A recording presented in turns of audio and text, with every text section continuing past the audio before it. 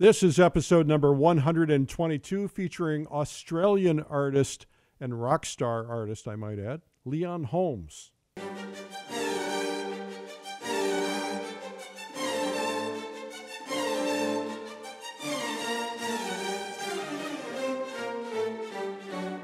This is the PleinAir podcast with Rhodes, publisher and founder of PleinAir magazine. In the PleinAir podcast, we cover the world of outdoor painting. Called PleinAir, the French coined the term, which means open air or outdoors. The French pronounce it plein air. Others say plain air. No matter how you say it, there is a huge movement of artists around the world who are going outdoors to paint. And this show is about that movement. Now, here's your host, author, publisher, and painter, Rhodes. Well, thank you, Jim Kipping, our announcer, and welcome to the PleinAir podcast. My name is Rhodes, but I guess he told you that, didn't he? Anyway, I am so thrilled with the paintings everybody did. What's really fun is to walk through the crowd. You got a crowd of a bunch of people, and everybody's staring at the same subject, and everybody's coming out with a different composition, different color, different approach. It is so much fun. It was a great amount of fun being in San Francisco with everybody at the PleinAir convention. I want to thank you. I'm on a total high, probably will be for a while. The convention is such a blast. Thank you for honoring us with your presence. The next big thing I'll be doing is the PleinAir magazine Publishers Invitational in the Adirondack Mountains of Upstate New York, coming June 8th, and you'll be done before Father's Day. It's near Lake Placid, New York. It's a stunning area. The Olympics have been there twice due to the incredible mountains. The beauty's amazing. It's a protected area. It's a state park, 100 square miles, something like that. And it's just pristine, just beautiful. So much to paint. You can paint there your whole life, which I've pretty much done the last 20 or 30 years. Anyway, come on up. Basically, what we do is we go painting every day. We have a roadside group and a group that goes deeper into the woods, and sometimes we pick locations we all paint together, and that's a lot of fun. And then we bring our paintings in at night. We look at our paintings. We sit up at night. We paint portraits. We have wine. We drink, we play music. We drink music. And we just have a lot of fun. We have all of our meals together, breakfast, lunch, and dinner. Lunch is a sack lunch. You just take it with you so you can paint all day. Where else do you get to paint 2-3 paintings a day, every day, in just beautiful scenery? I mean, you can walk right out of the dorm and the scenery just knocks your socks off.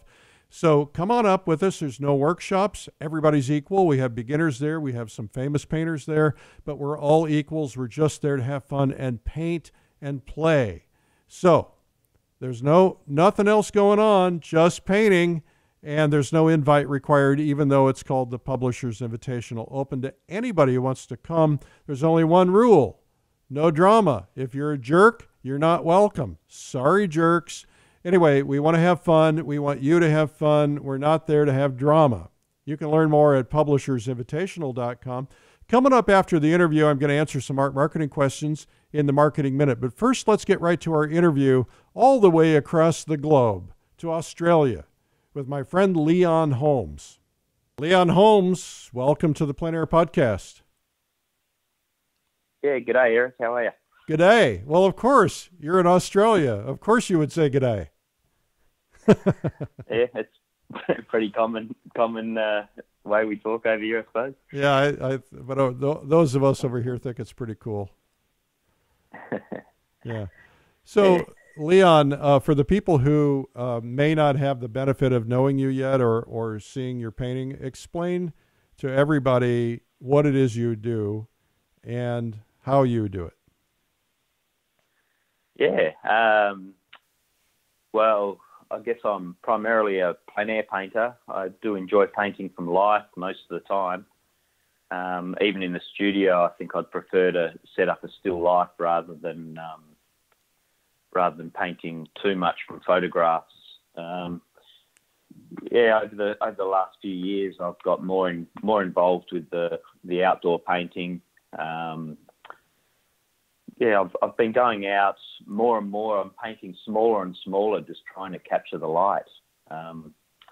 And and the movement of things like animals and people and things like that. So, and why do you think you're painting smaller?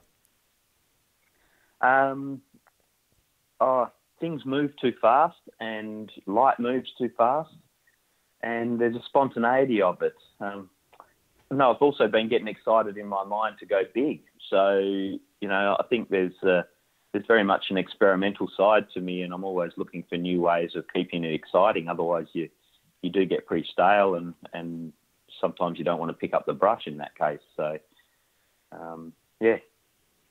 I think that's one reason. I just like the idea that I can go out and sort of paint half a dozen paintings in one day, small ones, rather than go out and try and tackle something large. And, you might go home with a dud if you paint one large one, whereas if you paint a lot of small ones, there's a good chance you'll have a result. That's a good point. And then what do you do with the small ones? Are you converting those into studio paintings? Yeah, I've been starting to do that more and more in the more recent years, and especially over the last sort of 6 months. I'm taking a little 8x6 and I'm trying to blow that up into a larger, in our terminology, it's 1 metre by 75 centimetres. So I would say about 3 foot by 2 foot, is it? Probably. Something like that. Yeah, so, you're asking the wrong guy when it comes to metrics. So when you're going out and you're doing a relatively rushed small study, I assume relatively rushed, and then when you want to translate it to a bigger painting, are you trying to put more detail in it at that point? And if so, are you doing it from memory? Are you doing it because you took a snapshot with your phone? How's that working out? Yeah, and this is the experimental side of things. This is what I'm finding quite interesting is with a small painting, you can really analyse those brush marks and the spontaneity. So, yeah, like I said, I might go out and paint, half a dozen really small paintings, and there might be one that I get really excited about. So I'll take that home, and then sometimes I might see it as a really detailed painting, and then sometimes I might just really like the textures and everything that's come out in the small piece and try and re-express that in a larger painting. So I might have to take tools that are 5 times as big, use trowels and things, whereas on the small painting I might have used a small palette knife. I've even used wire brushes to try and recreate the textures of a paintbrush on a larger scale and try and scale everything up, including the brush marks. So, really? Yeah, I think that's somewhere that I'm sort of pushing at the moment. And my wife and I have just finished building a new studio, so I only just moved in 2 days ago, so that's pretty exciting. Hey, congratulations! I've got a lot more space, and yeah, thank you. So I'm looking at bigger space, able to do some bigger works again. So tell me about the studio, because I think we all have these visions of our ultimate studio. What was your ultimate studio, and what was it like to go through that process of designing it? Yeah, well, I haven't really. It's sort of, it's actually the house that's next door, so we've occupied a whole space. Yeah, I haven't announced that yet, so I guess I'm announcing it now. But yeah, so we've got a few rooms that I'm going to set some up for still life and portraiture, and then I'll have my main room for my main large easel, and then it's going to be a bit of a studio space as well. We've got dispatch areas and framing areas and all sorts of things like that as well. So it's a workspace, and it being attached to our own home makes it nice and easy to be able to access. So, yeah, very lucky, actually. I'm very excited about it. Yeah, well, that's cool. So, you can just say, I'm going next door to the neighbors, and you can paint all day. Yeah, pretty much it. But saying that, I still, there's nothing better than just taking the Land Cruiser for a drive and getting out into the countryside, and I enjoy that more than anything. It's sort of it gets me out of my space, and the inspiration appears, whereas when you're in the studio, you've got to make inspiration. It can be a lot more difficult in that way, I think. So what's the terrain like where do you live in Australia, and what's it like where you live? Well, we live in what apparently is the most remote capital city in the world. It's Perth. Oh, you're all the way on the other side. Yeah, so we're an hour south of Perth in a relatively large, I suppose, what was once a country town. It's called Mandurah. And yeah, Mandra's been growing in leaps and bounds over the sort of last decade. And yeah, we're in the heart of town, but I can be 20 minutes out of town and I've got beautiful countryside. 5 minutes down the road, I've got beaches and estuary waterways and rivers, and so there's a lot of opportunity and scope for things to paint here. Yeah, I love it. It's really great, and actually, the community here is really big on plein air. We've got probably 50 to 70 members in a plein air group here, and they're actually looking at starting a little festival as well. So I'm coming on board with that, and we'll see how that goes in the future. So how did that all begin? Did you have anything to do with that happening, or was there already kind of a plein air movement happening in Australia? There's always been a big plein air movement in Australia. It's a part of our art history. You've got the early Australian Impressionists, Arthur Streeton, Tom Roberts, Frederick McCubbin were probably the leaders of the movement at the time. And so, yeah, it's part of our schooling and stuff. We learn about that at school. So that's what sort of influenced me to become a plein air painter. But, yeah, I think I've had a fairly big influence on a lot of the people, especially in Perth. I started teaching some workshops many years ago and telling people to get out and teach, or not teach, but to get out as a group, to go out painting, because I think painting on your own out there can be a bit daunting sometimes, but when people get out as a group, they enjoy it more. And yeah, the group down here, they were already established, and I was introduced to them doing a workshop, and they were a lovely group of people, and it was one of the influences that made me move down to Mandurah, actually. They had a good, strong community of plein air painters. So. Talk to me about why that's so important. As a community? Yeah. Look, having travelled the world, I think, you meet different communities of artists, and the plein air painters, I find, are very giving of themselves. They'll share, as opposed to, I'm guilty of it myself, so I'm sort of talking from experience, but prior to being so inspired by plein air, I was very much a studio painter, and I was painting big paintings and, sort of standing back in my own space and looking at them and standing there very proud of myself, looking at it thinking, well, geez, I'm a good painter, but, you're only, blowing smoke up your own, whatever, yep. I won't use that word. So, yeah, and then you meet all these artists, and it humbles you because, they're just as good, if not better, and they're willing to share all their skills and techniques and talk about different, different things that they've learnt and different experiences and why they paint a certain way.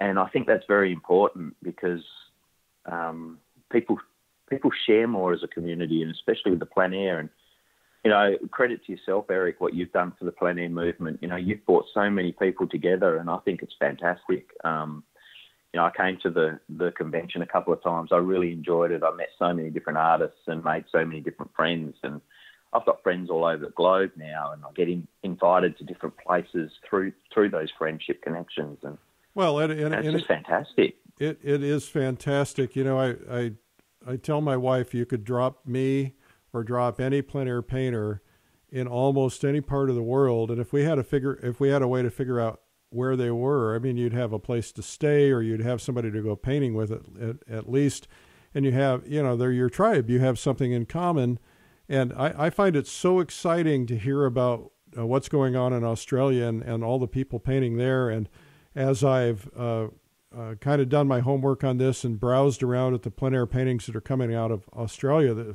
fabulous work, and everybody there is to be congratulated. Yeah, no, there's some fantastic painters here, and there's been some great teachers.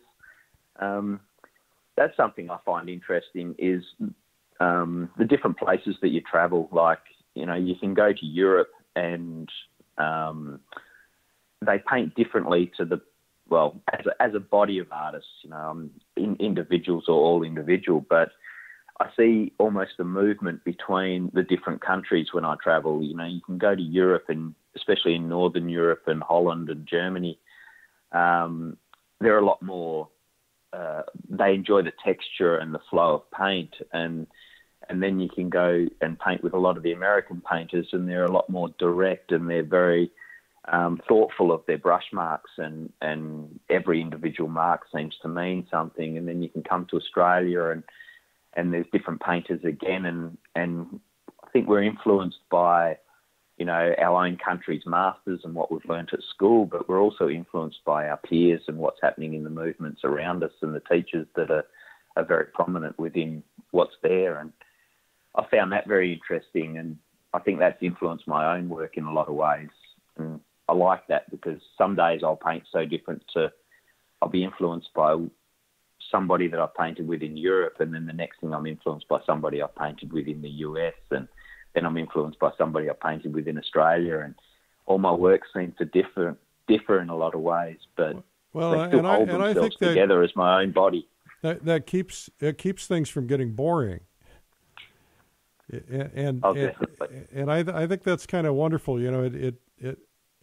I suppose there are some people who could make an argument against it, but I think the idea is that, I love the idea of being influenced by somebody else and trying to do what they're doing. And, I'll be real tight with one person and real loose with another. And the only danger, I suppose, is that you've got to find your own voice at some point, don't you?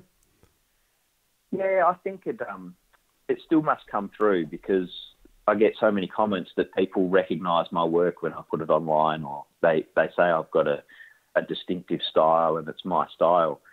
But I wonder how that happens sometimes, because I'm sitting in my lounge room at the moment, I'm looking at my wall, and I've got half a dozen of my own works and half a dozen of works from other artists that I've collected around the world. And even within my own works, I can see influences from different artists that I've painted with in each of the works, and they're all individual and all different in their own way, but there still is a signature that seems to come through. So I think that's important. You can't be influenced by just one person, otherwise you'll never be yourself. You have to let those influences come to you, and you have to take them on board and run with them. So how much teaching are you doing? Are you teaching a lot in Australia or around the world? I do a bit. Yeah, I probably do probably about a dozen workshops a year. Well, that's quite a bit. Yeah, so yeah, maybe. And like during the summer months here in Perth, I'll run a couple of extra ones. So, and then I'll have a break for a while and try and get in the studio or get out and just do my own thing and paint. And so yeah, between sort of yeah. And your summer months are our winter months. Yeah, so they're just starting to finish up now, although we've still got a patch of warm weather coming through. Yeah. So. Yeah. Well, I guess the ideal life would be able to leave there in the winter and come here, and you get you get summer, and then you get summer. Summer, spring, and fall, all you want. It does happen. I've spent 1 year, we travelled and followed the sun for a whole year and went from place to place. That was the year I met you actually over there. So, and we bounced around from PleinAir Festival to PleinAir Festival and a couple of workshops and stuff, and made our way around the globe, living out of a suitcase. I came home with 80 wet paintings in my suitcase, which was, wet and dry, but yeah, there was a lot of work in the suitcase when I got home. So that's a lot of paintings. Yeah. So talk to me about traveling with paint. I seem to remember you were using a French easel, but I may be wrong about that. Tell me what your rig is and how you travel with paint. Yeah, no, I don't use a French box easel. I use posh art boxes. Built most of them myself over time. And I actually build one now that we've put onto the market. So it's a super light little pine box. It weighs under a pound. And so, yeah, for travel, that's important. As I said earlier, I really am enjoying painting smaller because I can capture the moment a lot quicker. Still using a reasonably larger brush. And yeah, the little posh art box I'm using at the moment is my own design. I've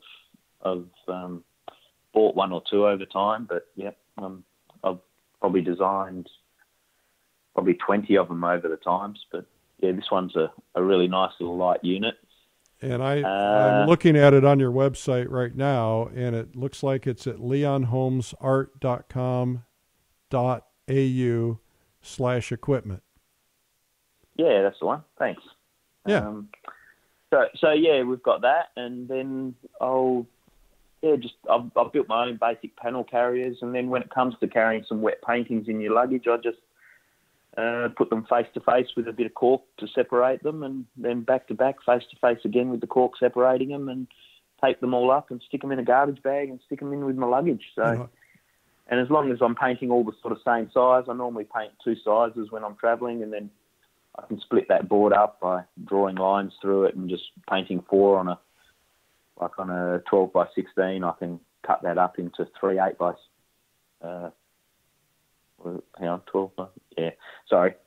You're talking inches again with me now. So, yeah, and I'll cut those up and paint smaller again. So, yeah.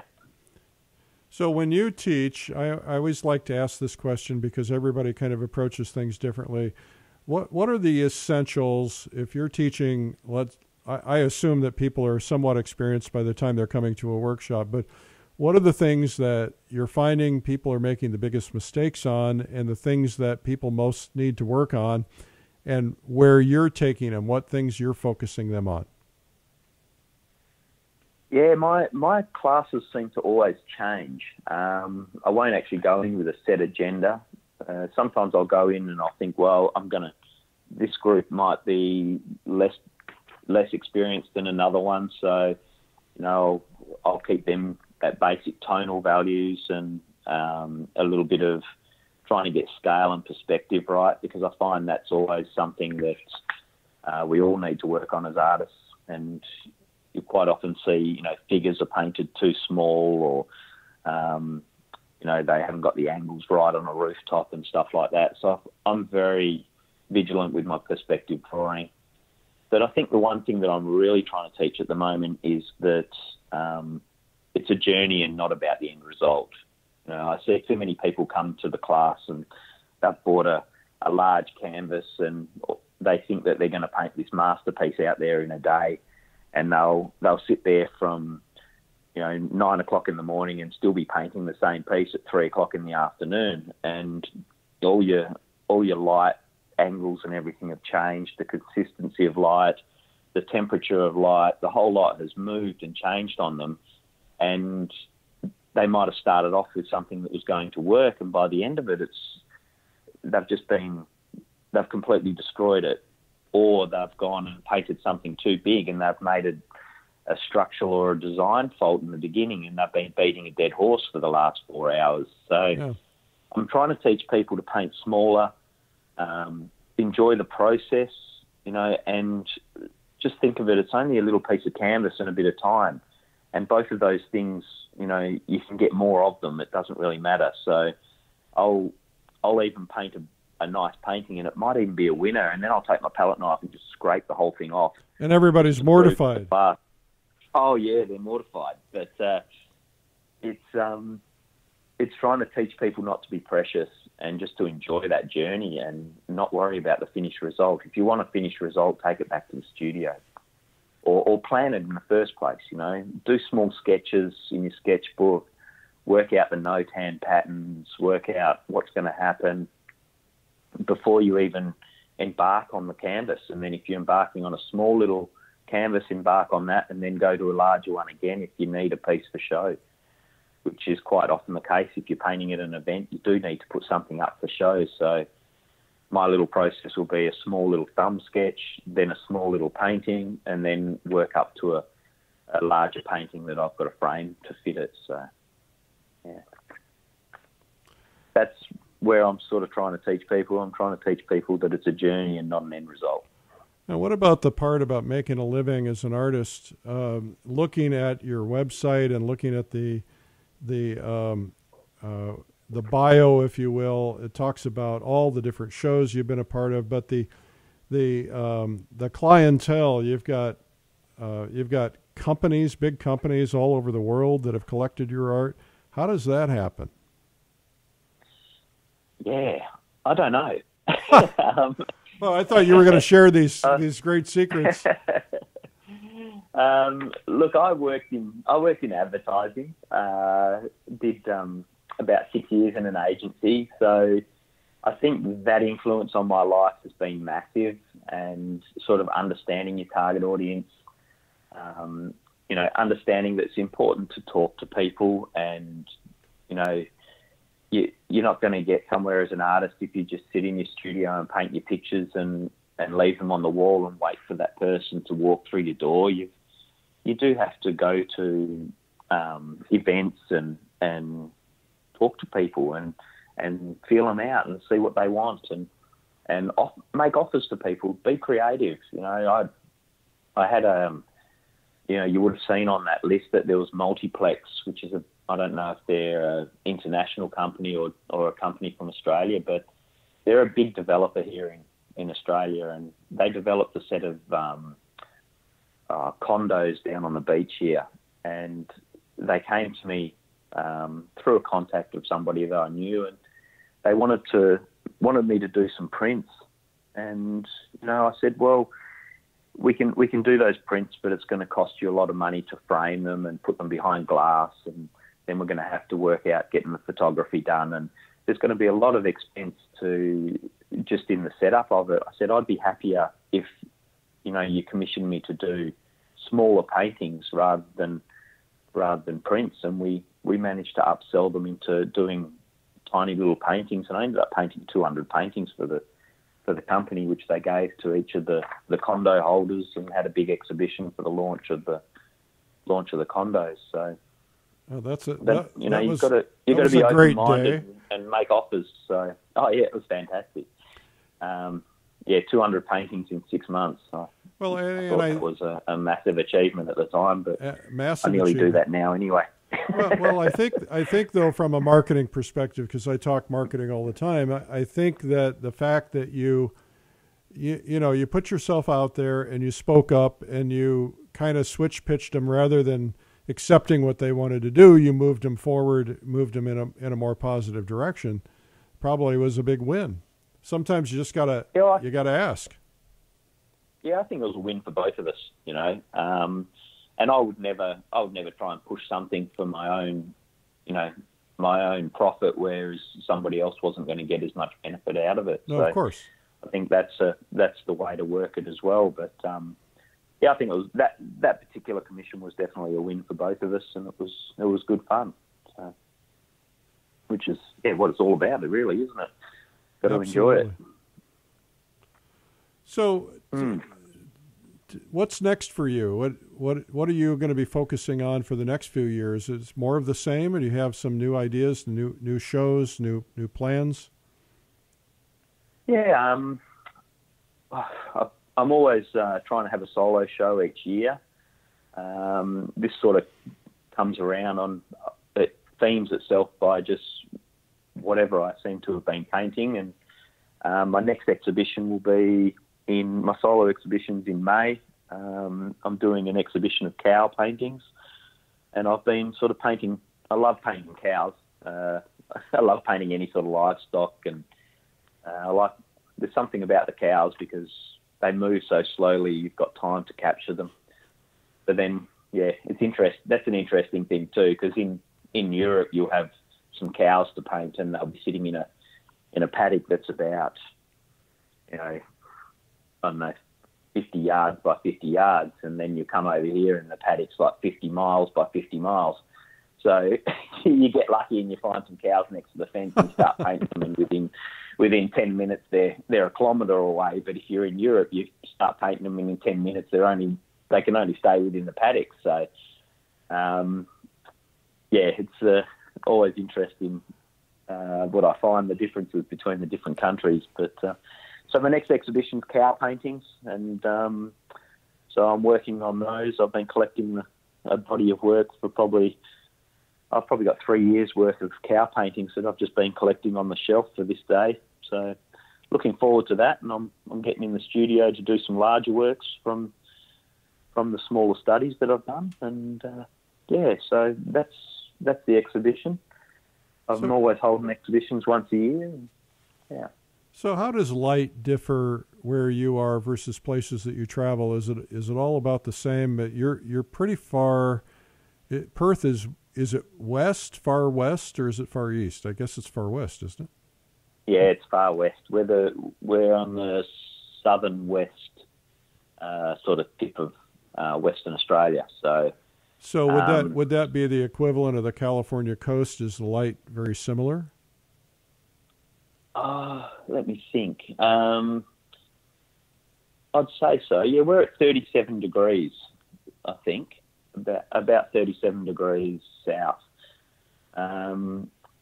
Light's very interesting. I find that's one of the most interesting things and the hardest things to deal with as we travel around the globe. I've just come home from Hawaii, and the weather conditions there they're forever changing. 1 minute you've got sunlight, and then you've got filtered light through a cloud, and then you've got no light, and then you've got sunlight, and then so it's just and then you've got blistering heat and humidity, and then it cools off and a breeze comes through, and so the light's very difficult to deal with in those sort of fleeting moments where it's warm light, cool light, grey light, no light.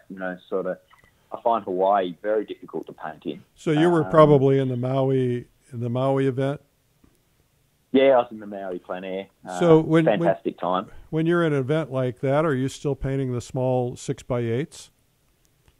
I'll do those as small studies prior to painting I'll probably paint 12x16. That's about as large as I'll get. It's about as large as it'll fit in my suitcase, and I don't like to get too much bigger than that because you're putting all your eggs in one basket for a show if you're painting larger. And and I don't know, I just like that size. But back to the weather. I was painting with Josh Clare. Do you know Josh? Yep. So I was painting with Josh Clare, and we were looking out to sea on the edge of the cliff, and it was all beautiful and beautiful sunshine out there. Everything was lovely, and then a few sprinkles on the hand from little. And I said to Josh, "I think it's going to rain." And I turned around, you couldn't even see the cliffside behind us. The rain was right there, and the next thing it just dumped on top of us.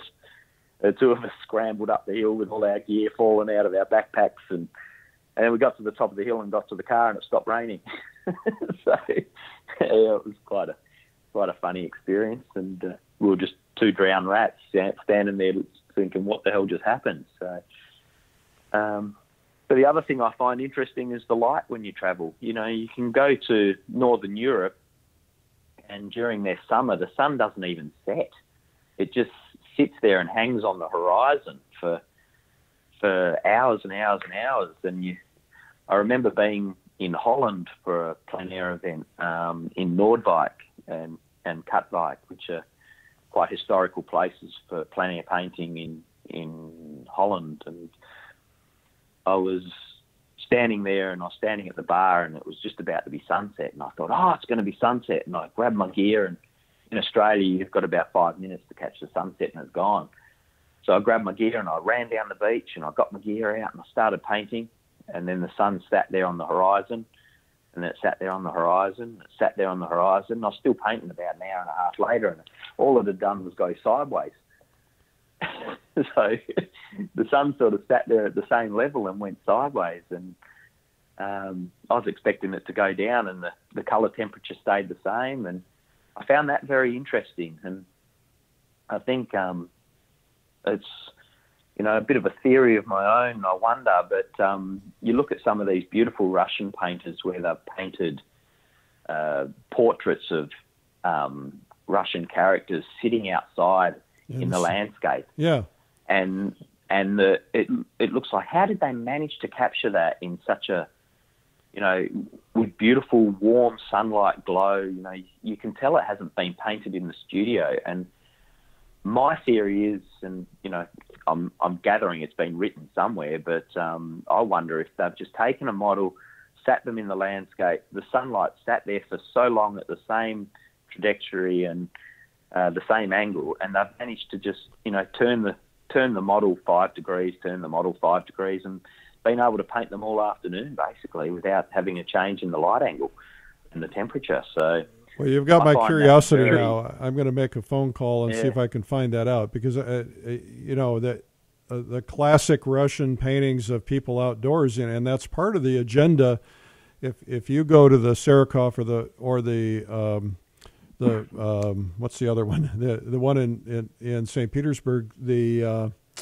It's escaping me. Anyway, if you go to one of these two great art schools, part of their agenda is not only going through the atelier for 4 or 5 years, but you also have to spend your summers painting plein air and painting portraiture in plein air. So I would imagine those summers are pretty long and that light does linger. I'll find out, though, and I'll let you know.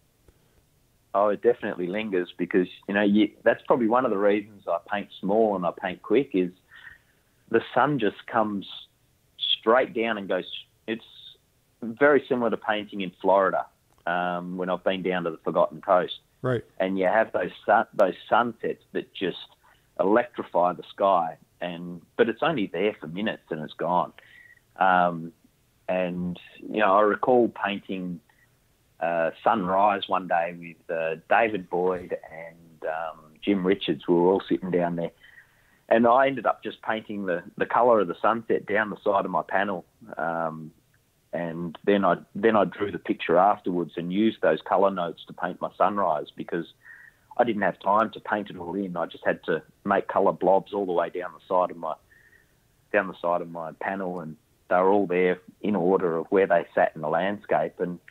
But it changes as you look at it. The pink turns to blue, to the yellow, the whole spectrum of colour just moves through the sky and moves through the landscape so quickly that if you don't get it down, in minutes, it's gone, Well, that's right. And I think that's a great training ground to be able to, I lived in a lot of those places where the sun goes down pretty quickly and you just kind of get your basic drawing skills done and get everything done, and then in the last 5 minutes you're just laying down paint as quickly as you can to try and capture that light.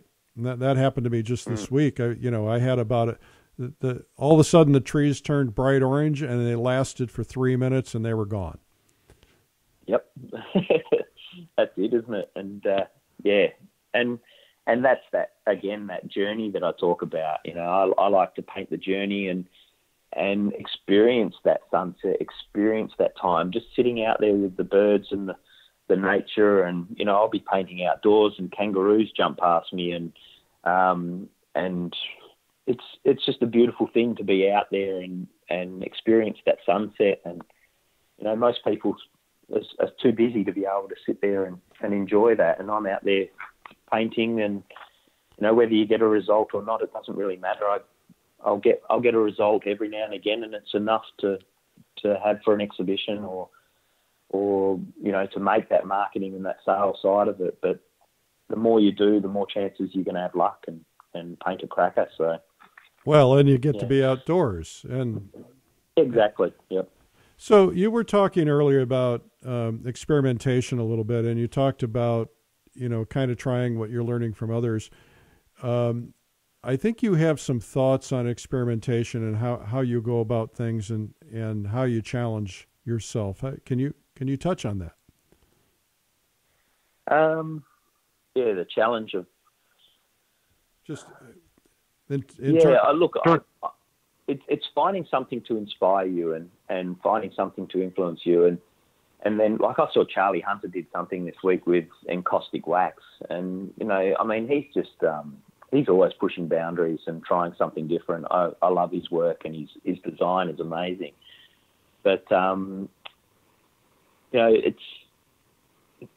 never going to reinvent the wheel as oil painters, and unless we start trying to be these contemporary painters or contemporary artists, and start sticking all bits of recycled materials to a canvas and writing a novel to explain the thing, that all of a sudden you're winning awards. But I don't know. I'm trying to express and experiment as much as I can, but at the same time, I get so influenced and so excited about the traditional painters that do such a beautiful job of the fine art, the really fine detail stuff. So, sometimes I'm experimenting down that line, and then sometimes I'm just letting it flow and seeing what happens. And sometimes I'll throw a whole cup of turpentine at the canvas and just let it organically see what it does, and then try and fix it to make it move into something different. Again, like I've said before, you're influenced by different artists. I saw one lady, a Russian painter, her name's Natalia Dick, and she turned her whole canvas upside down and poured turpentine all over the back of the canvas and started swishing it around like it was in a bucket. And then she poured it all back out on the ground, and I had no idea what she was doing. She doesn't speak English. She speaks Russian and German, and so it was very hard to even ask her what she was doing. But the only thing I could work it out was that she wanted all the underpainting to emulsify and merge together. So she turned the canvas upside down and worked on it from the backside. And, you see people do stuff like this. And I've spoken to Jim Richards, and he's talked about grabbing, what did he say? He uses a dustpan as a palette knife. And Charlie Hunter is using a squeegee. Exactly. I've used squeegees as well. And, sometimes I'll just pour the turpentine all over the paint and let it run around. And,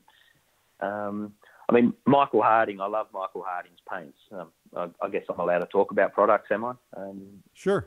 But, Michael Harding does a stack lead white, and it's, I've experimented with that recently, and it's different again. I can put the stack lead white onto a painting, and then I can mix up a wash of almost like a watercolor mix of turpentine and pigment, and you can put the lead paint down, and then you can pour this turpentine mix onto the canvas, and it doesn't, the lead paint still holds its structure, whereas if I'd used titanium, you'd put the turpentine on and it'd just eat the titanium apart. Right, wash it away. That titanium would flush into the painting and turn it all grey and muddy. But with the lead texture and the lead holding itself, you can put, like if I'm painting a sunset, I did at one stage, and I painted the lead on right where the sunset was going to be, or the sun itself, and then I just threw a couple of coloured pinks and oranges and things onto the canvas and let it all run. And it just created this beautiful run and ran into all the cracks and crevices of the lead, and it was an interesting result, and I was just trying to capture that feeling of that sunset. This was done plein air. And sometimes you just can't always do it with the brush, Sometimes everything's organic that's moving around you, and I try to get an organic result. So there's that side of experimentation within me, I think. So sounds like fun. I think I'm going to go into the studio and just grab some of that stack lead and try that. That sounds like a fun experiment. Yeah, that stack lead's great. You can whip it up, and it goes really.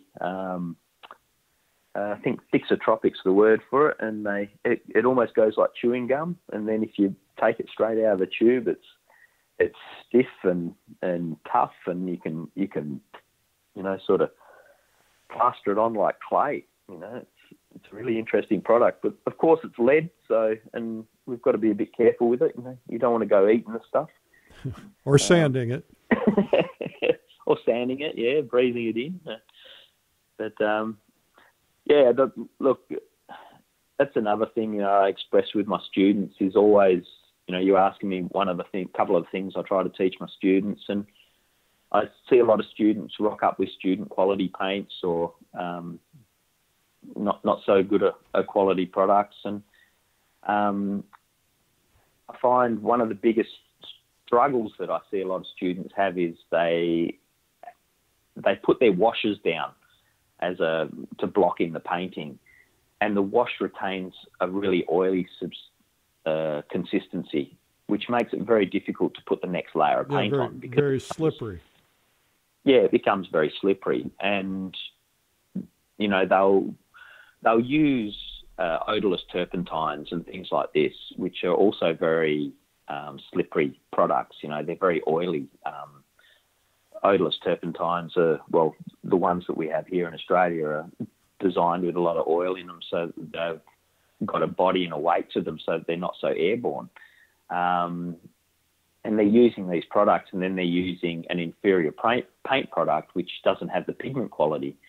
And so, like, I really love the Michael Harding paints. They've got such a strong pigment, and you can put like an insect leg of colour into a small pot of turpentine, and all of a sudden you've got this really strong intensified wash, and you can put that wash down, and because you've only put an insect leg of colour in it,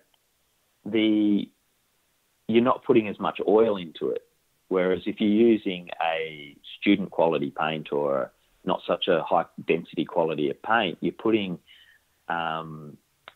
you've got to put like a teaspoon worth of colour in to get the pigment quality and the pigment strength, and therefore you're putting a teaspoon worth of oil into it, and then you've got this oil on your canvas, which is creating that slipperiness, which creates very difficult for the artist to put the next layer of colour on top of it. And I see a lot of students creating a lot of mud in their works in that fashion. So I always try to influence them to buying good quality paint. Makes a huge difference. And using quality turpentine, you know, right? Outdoors turpentine I think's fine. You know, you're out in the open, you're well ventilated. Just put it in a small cap, and you know you don't need a big jar of the stuff, and you can just keep topping the cap up, and it doesn't affect so much. Well, this has been fabulous. You have a wealth of information, and you're just a fabulous painter. I'm so honored that we've had you. Do you have any final thoughts before we wrap up? I did write some notes, but who knows? No, look, I just want to express to people to enjoy the journey. You know, it's not about painting for an end result. Even if we are professional artists and we do need to have a result, I think that result comes through going out more and more and enjoying it, and not being afraid of you know, having disasters and painting paintings that don't work. You know, if we could all be good golfers, we'd all be making a living like Tiger Woods. But you know, you've still got to go out there, and as an artist, you've got to hit those buckets of balls as a golfer would. You know, you've got to go out and paint more and more and more, and then I like to say, you know, you play the course once a week or once a month. You know, go and do the hard yards, do the small works, do lots of them. You know, and then go and play the golf course and paint your larger painting that you want to do, and have it thought out, have a thought process if you're going to do something that you really want to be proud of at the end of the day. Well, Leon, your work is beautiful, and I'm honored to know you, and I think that you've really given us a lot to think about today, and I really appreciate you being on the PleinAir podcast. Oh, it's been a pleasure, Eric. Thank you very much for contacting me and asking me on the show. It's fantastic. It's been lovely talking to you. Thanks again to Leon Holmes. He is a rock star painter and really a wonderful guy. Really fun to be around, and very caring and very giving. When he teaches, he really puts himself into it. That's really, really a good guy to get to know. Well, shall we do some marketing ideas? This is the Marketing Minute with Eric Rhodes, author of the #1 Amazon bestseller, Make More Money Selling Your Art, Proven Techniques to Turn Your Passion into Profit. Here is a question from Betty Sue in Savannah, Georgia. Well, Betty Sue, she says, Mr. Rhodes, I'm curious about whether frames really make a difference in selling art. I don't have a lot of money to spend on frames, and my gallery gives me a hard time about the frames I use. What should I do? Well, the first thing, Betty Sue, is don't call me Mr. Rhodes. That's my grandfather. We're very informal around here. I think what you should do is understand that frames make a big difference. If you're trying to get a big price for a painting and then you put a crummy frame on it, now there are inexpensive frames that look really elegant, so it's not necessarily about price, but you got to have a big, beautiful frame, and framing makes a difference. I remember a gallery in your area actually telling me that he had this painting. It was a beautiful painting. He loved it. It hung in his gallery for about a year. It didn't sell. He was getting ready to send it back to the painter, and it had a pretty low price on it. It was like a $2,000 price. So the guy sent an image off to his frame maker, had a beautiful, really expensive gold carved frame made for it, very custom, and it cost a lot of money. I don't know what it cost, but I remember him saying it was $5,000. It's a lot of money for a frame, I get it. But he put that frame on it. It sold the first week for $15,000. Framing makes a difference. Great framing makes a difference. I think framing is kind of like cars. People put themselves in nice cars because they're like picture frames, right? It's how they see themselves. If you've got somebody who's paying a lot of money for a painting, they don't want it in a crummy frame. They want something that's going to look good around their expensive furniture and around their beautiful, expensive house, and it's got to fit. So you gotta know your market. Some galleries are high-end market, some galleries are low-end market. I don't know your market, but framing will help. A great frame, if it's properly done, if it's properly color matched and it really stands out, it's going to complement the painting and make a huge difference. Now, I know coming up with the money is tough. I remember a discussion with a friend who was doing a major show, and he said, I really don't have the money for the frames. And I said, you're just going to have to figure out a way. You got to go for it. And he did. He got better frames, and the show sold out. And he said, I think it was the frames that really helped make a huge difference. So keep that in mind. Next question is from Rachel in Florence, Italy. Cool. Yeah, we have people, look at the stats on the podcast, people all over the world. I mean, people in Iran, and I think that's very cool. Thank you all for listening, everybody. She says, hi, I'm an American student living and studying art in Italy. I don't graduate for 2 more years, but I want to be selling and supporting myself as soon as I get out, so I want to be thinking about what I should be doing now. Well, Rachel, I think that's very smart, because we should all learn to think ahead. Our marketing plans, we really, I try to do a marketing plan a whole year out, and sometimes 2 years out, and it's not always easy, and sometimes it changes, but you need to be thinking about your marketing 2 years out. And so what can you be doing? Well, first off, you want to be patient. You've got to learn what you can learn, and you got to get good. That's the most important thing you can do, because this time invested will serve you well. What I would do is I would schedule a show of your work to take place in your town or in New York or someplace soon after you get home, maybe a couple of months or 3 months after you get home, so you have a little time to work on it. But work towards that show by painting nights and weekends if you're allowed to, or if you can, or if you have the time to, and start building a body of work so that you have things that you can put in a show. And that way you have time to find a venue, you have time to get somebody to work with you on it, to promote it, and that's a good way to kind of kick your career off and get some experience in a show. You want to get known. You want to start commenting a lot on Facebook and Instagram. Smart commenting, and maybe showing some examples of your work when you comment.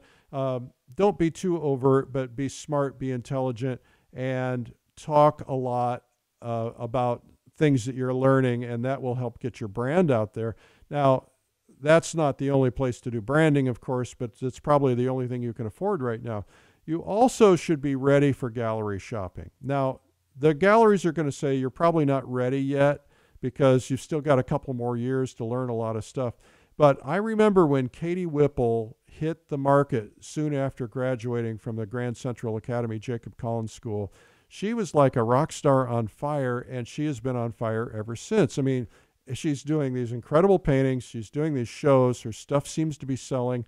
And, it's like people see that and they go, I want a Katie Whipple for my gallery. So, you can contact galleries in advance and say, hey, I'm at this school in Florence, and here's the kind of things we're learning, and here's what I'm working on now. And I'm going to be a whole lot better than this in 2 more years. And would you consider me in a couple of years, and start dialoguing with them now and have a discussion? And maybe by the time, as you keep sending them work, they're like, yeah, we want to be associated with this. And you can kind of sell the idea that these students who graduate from these great schools are the ones who are painting all the great work, and you want to grab them while you can. So that's what I would do. There's probably a lot more stuff you can do, but you want to build a website, and you want to start gathering names of people who are interested, and you want to do what's called retargeting or remarketing. And that's the idea that when people visit your website, it collects a pixel, so that if you want to put Facebook ads and something in front of them, you can do that. So that's how that works. I hope that helps. Anyway, that's been the Marketing Minute. Thanks again, Jim Kipping, and a reminder to join me in the Adirondack Mountains of upstate New York near Lake Placid. It's a beautiful time this summer coming up in June, not too far away, and we're going to sell out again this year like every year. So don't forget to sign up. You can learn more at publishersinvitational.com, even though there's no invitation required, and there's going to be some, I can't really say because that wouldn't be fair, but there's some pretty famous artists who are going to be there, and also you. So that's very important to me. Anyway, also, if you've not seen my blog, it's called Sunday Coffee. It's where I talk about art and other stuff, and I do it on Sunday mornings. You can find it for free at coffeewitheric.com. You can browse through the past ones, and you can subscribe there for free, coffeewitheric.com. I love doing the PleinAir podcast. I love spending time with you. I thank you. People are telling me stories about listening in their studio while they're painting. You just made a mistake. Oh, wipe it out. Okay. Anyway, it's fun to do this. Let's do it again next week. I will see you then. And remember to sign up for next year's PleinAir convention, because we've already announced the location, as you probably know by now. And based on the response we're getting, it's going to blow everybody away, and everybody's going to be there. So don't miss that one. My name is Eric Rhodes, publisher and founder of PleinAir magazine. Remember, it's a big world out there. Go paint it. We'll see you. Bye-bye.